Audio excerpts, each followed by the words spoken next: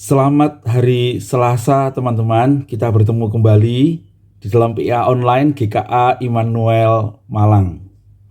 Kita bersyukur karena Tuhan baik sudah menjaga hidup kita sampai hari ini, dan kita boleh bersama-sama hari ini belajar firman Tuhan lagi. Hari ini kita akan memasuki pasal yang ke-27 dari Injil Matius, dan sepanjang pasal ini kita akan merenungkan, akan membaca tentang kematian Yesus Kristus Tuhan kita bagi kita, ya.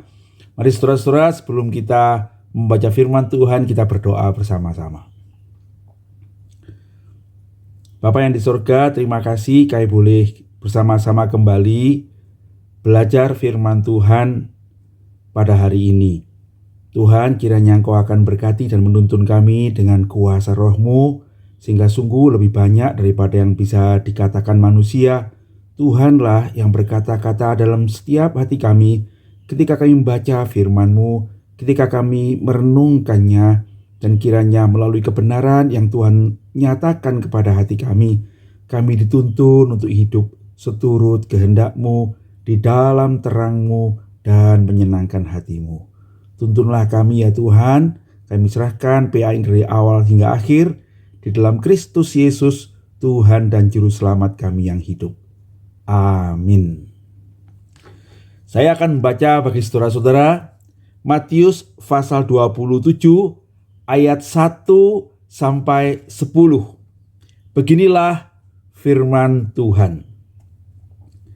Ketika hari mulai siang, semua imam kepala dan tua-tua bangsa Yahudi berkumpul dan mengambil keputusan untuk membunuh Yesus.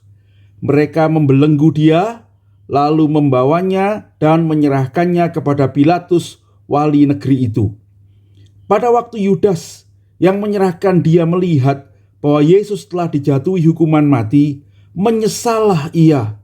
Lalu ia mengembalikan uang yang 30 perak itu kepada imam-imam kepala dan tua-tua dan berkata, "Aku telah berdosa karena menyerahkan darah orang yang tak bersalah." Tetapi jawab mereka, "Apa urusan kami dengan itu? Itu urusanmu sendiri." Maka ia pun melemparkan uang perak itu ke dalam bait suci, lalu pergi dari situ dan menggantung diri. Imam-imam kepala mengambil perak itu dan berkata, "Tidak diperbolehkan memasukkan uang ini ke dalam peti persembahan, sebab ini uang darah." Sesudah berunding, mereka membeli dengan uang itu tanah yang disebut tanah tukang periuk untuk dijadikan tempat pekuburan orang asing. Itulah sebabnya tanah itu sampai pada hari ini disebut tanah darah. Dengan demikian, genaplah firman yang disampaikan oleh Nabi Yeremia. Mereka menerima 30 uang perak, yaitu harga yang ditetapkan untuk seorang menurut penilaian yang berlaku di antara orang Israel, dan mereka memberikan uang itu untuk tanah tukang periuk, seperti yang dipesankan Tuhan kepadaku. Demikian firman Tuhan. Berbahagia kita yang membaca dan merenungkannya dan mengambil kebenarannya untuk hidup di dalamnya. Saudara-saudara, kita akan bahas pasal 27 ini dengan memulainya di ayat yang ke-3 sampai ayat yang ke-10 dulu, yaitu tentang Yudas, ya, yang secara menarik ditempatkan oleh Matius di bagian awal dari ceritanya tentang bagaimana Yesus itu disalibkan. Ayat 1 dan ayat 2 akan kita bahas minggu depan, ya, bersama-sama dengan bagaimana Tuhan Yesus diadili dan disalibkan. Nah, pada yang ketiga itu diceritakan bahwa Yudas itu mengikuti ketika Yesus dijatuhi hukuman mati. Nampaknya sama dengan Petrus, saudara-saudara. Yudas ini juga mengikuti Yesus, ya, mencari tahu apa yang akan terjadi setelah pengkhianatan yang dilakukannya. Banyak penafsir yang mengatakan Yudas ini mengharapkan Yesus itu akan memberontak, menyatakan kuasanya, dan kemudian mengalahkan orang Romawi. Dia tidak melihatnya di Taman Getsemani. Dia tidak melihatnya dalam perjalanan ke rumah Kayafas itu, ya. Dan dia kemudian mengikuti sampai Yesus dijatuhi hukuman mati. Dan dia tidak melihat Tuhan Yesus memberontak. Sebab itu katanya, melihat bahwa Yesus telah dijatuhi hukuman mati, menyesallah ia. Saudara-saudara, Yudas itu menyesal. Kata yang dipakai untuk menyesal ini adalah metamelomai. Ya, kalau bertobat itu pakai kata metanoeo, maka ini metamelomai yang menunjukkan penyesalan dan kesedihan gitu ya, kemarahan, sesuatu yang tidak seperti yang dia harapkan ya. Dan karena keadaan itulah kemudian dia, kita tahu, menggantung diri ya, membunuh dirinya. Saudara-saudara, bagian pertama ini saya ingin mengajak melihat sesuatu yang menarik ya. Waktu saya membacanya, saya itu merenungkan hal yang menarik. Di dalam pasal ke-26 ayat 69 sampai 75, bagian terakhir pasal 26 itu diceritakan tentang Petrus ya, yang menyangkal Tuhan Yesus, dan kemudian diakhiri dengan cerita Petrus itu kemudian pergi keluar dengan menangis ya, dan menyesal, saudara-saudara. Tetapi kemudian Petrus itu bertobat ya.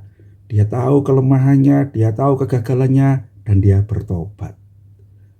Kemudian setelah itu ceritakan tentang Yudas, saudara-saudara ya. Yudas itu juga melihat mengikuti Yesus sampai terakhir dan sama dengan Petrus, dan dia melihat tidak seperti yang diharapkannya. Yesus kemudian jatuhi hukuman mati. Dan firman Tuhan hari ini mengatakan kepada kita bahwa Yudas itu menyesal ya, tetapi berbeda dengan Petrus yang bertobat, dia membunuh diri ya. Dan setelah itu, saudara-saudara, kemudian Matius menceritakan tentang Yesus yang diadili dan dihukum mati. Dia mati, tetapi dia mati dengan berhasil menyelesaikan apa yang Tuhan kehendaki di dalam hidupnya. Mati menjadi juru selamat kita manusia. Saudara-saudara, 3 kontras ini kiranya memberitahukan kepada kita bahwa semua yang terjadi dalam hidup kita ini tidak seperti yang kita harapkan ya. Tetapi yang penting adalah bagaimana kita mengarahkan hidup ini. Biarlah kita seperti Tuhan Yesus mengarahkan hidup ini untuk menyelesaikan tugas yang Tuhan kehendaki. Bagaimana kalau ada kegagalan? Saudara-saudara, mari kita bertobat. Bukan cuma menyesal dan bunuh diri. Kita bertobat itu menyesal lalu kembali kepada jalan Tuhan, meneruskan jalan kita untuk mengikut Dia. Yudas menyesal dan meninggalkan Tuhan dan mengambil jalannya sendiri yang menuju ke binasaan. Saudara-saudara, ini kiranya memberitahukan kepada kita ya, jangan putus asa. Selalu ada jalan untuk kembali kepada Tuhan. Ingatlah, Tuhan adalah Tuhan yang mengasihi kita. Dia mati untuk menebus dosa-dosa dan kesalahan kita itu ya. Oke, kita teruskan sekarang. Nah, di dalam catatan Injil Matius ini kemudian dikatakan bahwa Yudas itu setelah melihat Yesus dihukum mati dan dia menyesal, apa yang dilakukannya? Dia kemudian pergi ke bait Allah. Dan saudara, dikatakan pada ayat yang pertama itu, dikatakan ketika hari mulai siang, itu adalah gambaran ketika matahari sudah terbit. Maka pergilah Yudas itu ke bait Allah ya. Nah, apa yang dilakukan di bait Allah? Saudara-saudara, Yudas itu kemudian masuk ke pagar depan menuju ke pelataran yang kita kenal, tempat orang-orang berjualan itu yang dibalikkan Tuhan Yesus. Itu adalah pelataran untuk orang-orang asing. Nah, bukan cuma di situ, saudara-saudara, dia kemudian masuk ke dalam pelataran dalam bait Allah itu. Jadi bait Allah itu ada pelataran luar, ada pelataran dalam, baru ada gedung itu yang terbagi dalam ruang kudus dan ruang maha kudus. Nah, Yudas tidak bisa masuk ke dalam bait Allah itu sendiri, yaitu ruang kudus dan ruang maha kudus, tetapi sesungguhnya dia sudah masuk dalam pelataran dalam. Ini hanya tempat orang-orang Yahudi yang persembahkan korban itu masuk ke dalam, dan hanya laki-laki yang bisa masuk ke situ, saudara. Nah, Yudas masuk ke situ ya. Dan sampai di dalam itu nampaknya kemudian dia memanggil imam-imam yang ada di dalam ruang kudus itu ya. dia tidak bisa masuk, maka dia memanggil mereka keluar, ya. Dengan maksud apa? Dia mau mengembalikan uang yang 30 keping perak itu. Dia mengatakan, aku ini telah berdosa dengan menumpahkan darah orang yang tidak bersalah. Dia mau mengembalikan uang itu. Saudara-saudara, imam yang berkata, itu bukan urusan kami, ya. Itu urusanmu. Saudara-saudara sekalian, Yudas ini nampaknya seperti Pilatus, ya. Dia mau membuat dirinya itu merasa tidak bersalah dengan mengembalikan uang yang dia terima waktu dia menyerahkan Tuhan Yesus. Tetapi dia menemukan jawaban yang justru membuat dia semakin bersalah. Itu urusanmu, ya. Itu bukan urusan kami. Kami tidak mau tahu lagi. Saudara-saudara, kemudian Yudas itu di dalam kemarahannya dan dalam penyesalannya melemparkan uang itu ke bait Allah itu. Nah, saudara, kata yang dipakai ke bait Allah itu adalah naos, yang menunjukkan itu adalah bangunan bait Allah itu, bukan di pelatarannya. Itu sebabnya tadi saya mengatakan Yudas itu masuk sampai ke pelataran dalam, dan dia melemparkan entah itu ke dinding bait Allah itu bisa kena, atau ke pintu ruang kudus itu, ya, dilemparkan ke situ, dan barangkali uang itu berhamburan begitu, ya. Nah, saudara-saudara sekalian, kemudian dia pergi dan menggantung diri. Saudara-saudara sekalian, Matius mencatat kemudian di dalam Injilnya ini, uang itu kemudian kita ketahui bersama, saudara-saudara, tidak dipersembahkan dalam bait Allah.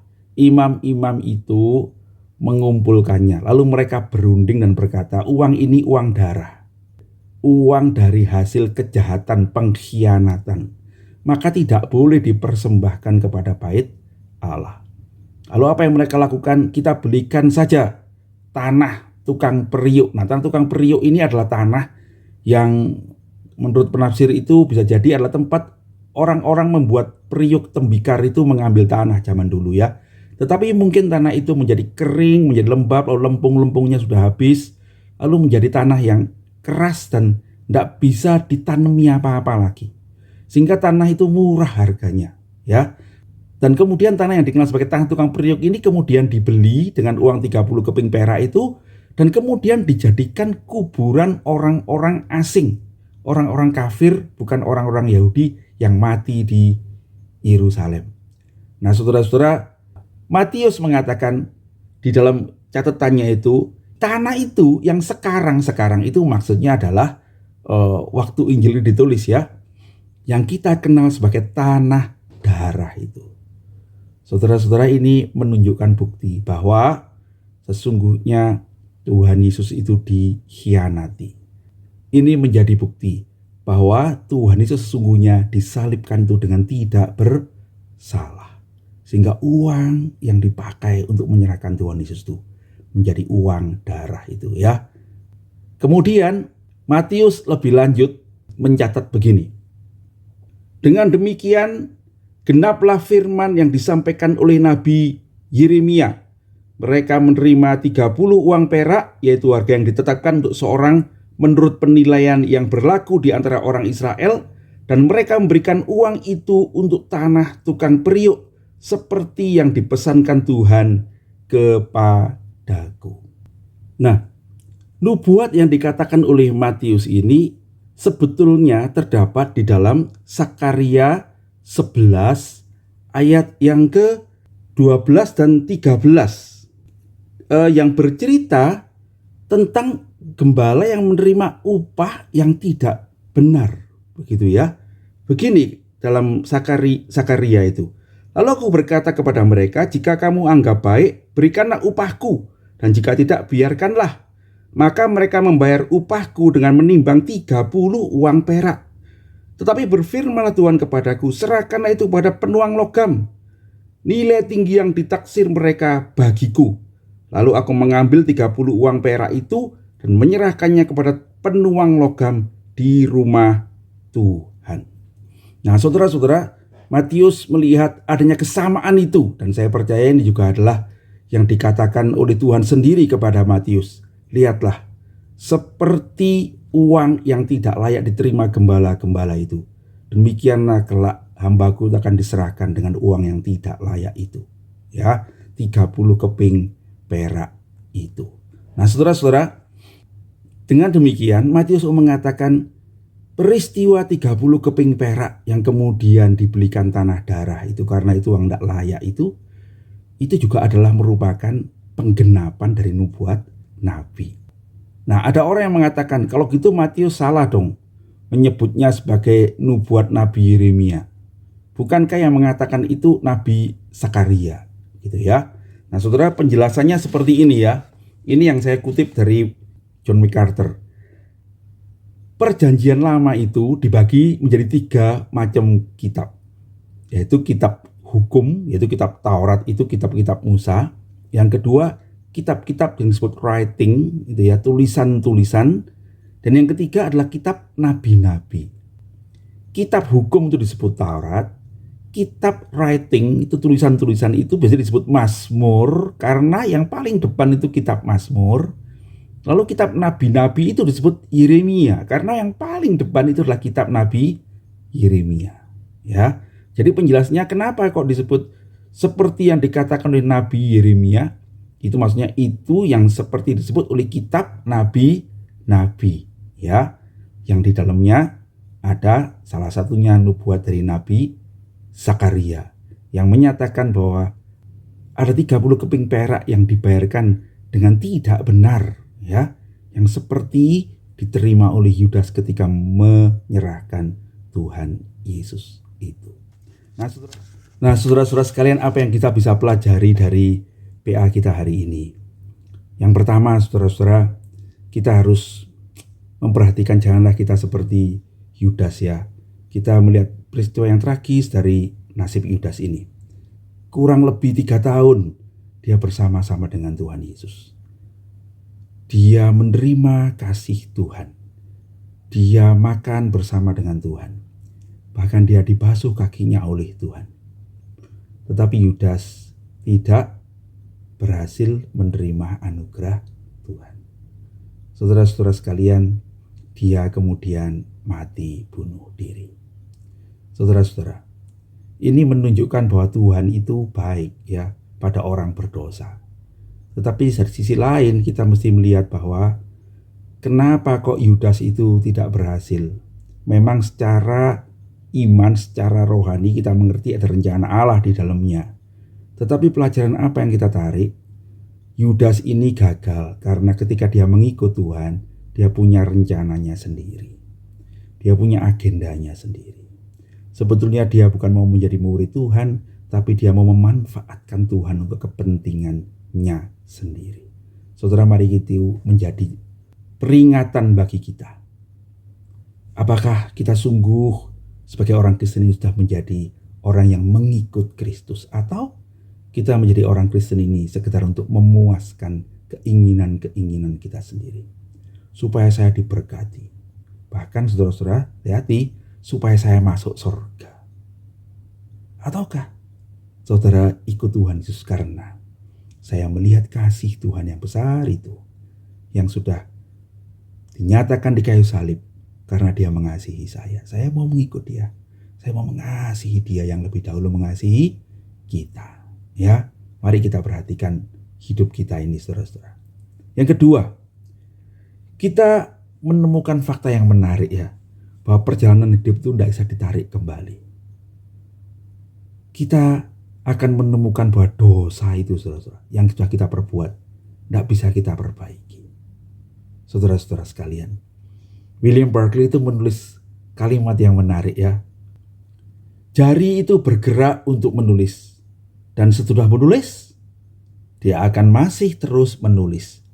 Kesalehanmu atau kelicikanmu tidak dapat dibujuk untuk membatalkan bahkan separuh garis saja.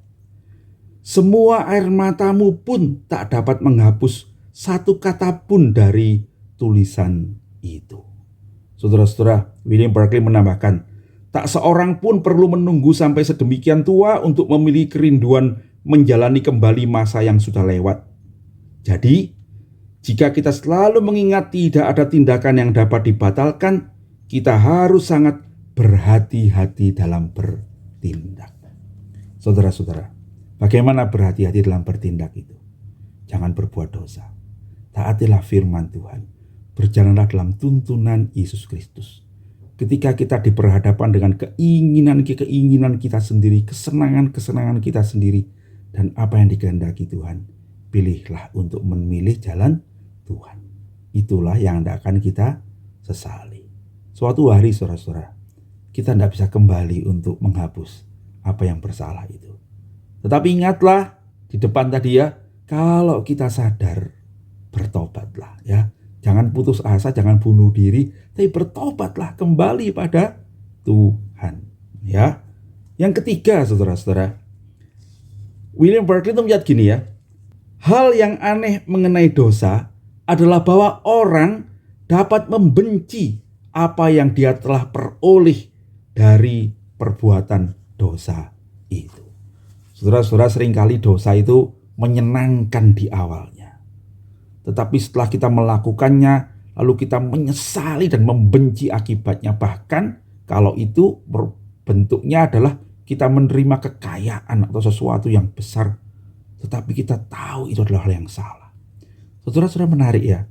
Dosa itu akan ujungnya membawa kita pada penyesalan. Karena itu, saudara-saudara, mari kita selalu berjalan di dalam terang Tuhan ya. Hal-hal tersembunyi dalam kegelapan itu selalu membawa kita untuk menginginkannya ya. Ada hal tersembunyi dalam hidup kita yang kita masih ingin melakukan kejahatan-kejahatan itu.